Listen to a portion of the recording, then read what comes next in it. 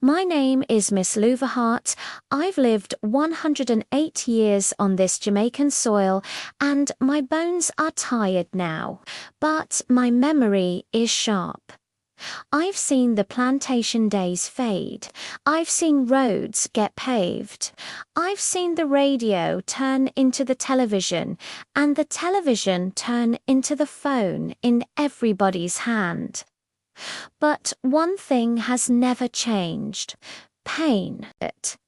Today I sit here and my heart is heavy, because I have to tell the story that took my joy and never gave it back. It wasn't sickness. It wasn't hunger. It wasn't a hurricane. It was community war. I raised 10 children by myself. 10, no husband to help me. No big money, just my 2 hands, my faith, and my determination. I would wake before the sun and sleep long after the moon came out. I cooked, I washed, I planted, I prayed.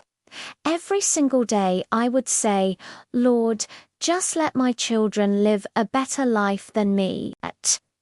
They grew up barefoot on the hot ground. Their school uniforms were patched and repatched. A single book was shared between 2 children, but they had manners, they had love, and they had respect. One of my sons, Ahai, that one, he was always different. He was soft-spoken. He was kind. He would stop eating his own food just to make sure his little sister was full. When I was tired, he would rub my feet. When I cried, he would say, "Mama, better days are going to come." And I believed him. But the community started to change. It was quiet at first. A little argument here, some old jealousy there. Then the words got sharper. People started choosing sides. Fences went up where they never were before. Friends turned into strangers. Smiles turned into cold stares. I could feel it. Old people like me, we always feel trouble before it arrives. The community war didn't announce itself with a loud bang. It crept in. It moved through gossip, through anger, through pride. The youth got restless, and the elders grew silent. Everybody started watching everybody. Peace just packed its bags and left. I told my children, "Stay home. Mind your own business. Don't get mixed up in any foolishness." But community war doesn't ask for permission. It doesn't check to see who is innocent. It doesn't care whose mother is on her knees praying. Then came the day, oh Lord, that day. There was so much noise, confusion, the sound of running feet, shouting voices. Fear was so thick in the air you could taste it. My heart started to race. I called my son's name. There was no answer. I called again. Still nothing. When night fell, he never came home. Morning came, but I hadn't slept at all. I walked through the community. I asked everyone I saw. I begged for information from mouths that refused to speak. And then I heard the words that mashed up my soul. My son, he got caught in the middle of the community war. Just like that. No goodbye, no last hug, no final mama.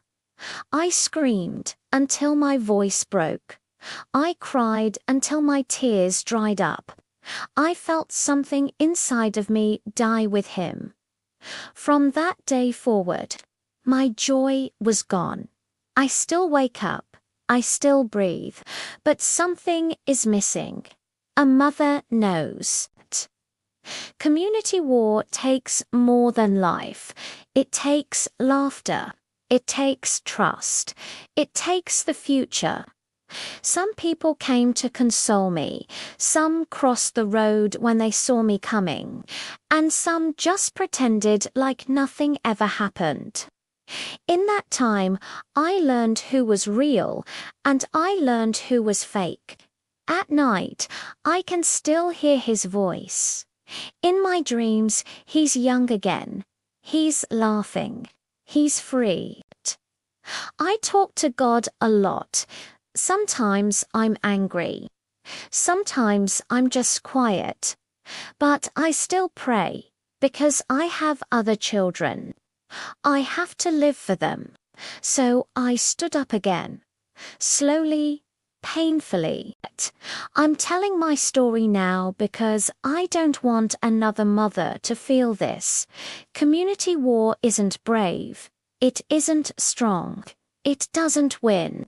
It only leaves an empty chair at the dinner table and an old woman like me, telling her story through tears.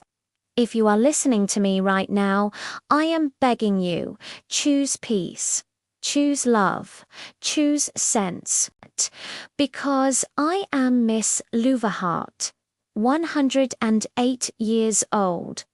Still standing, still breathing, but forever missing one piece of my heart. Thank you for listening.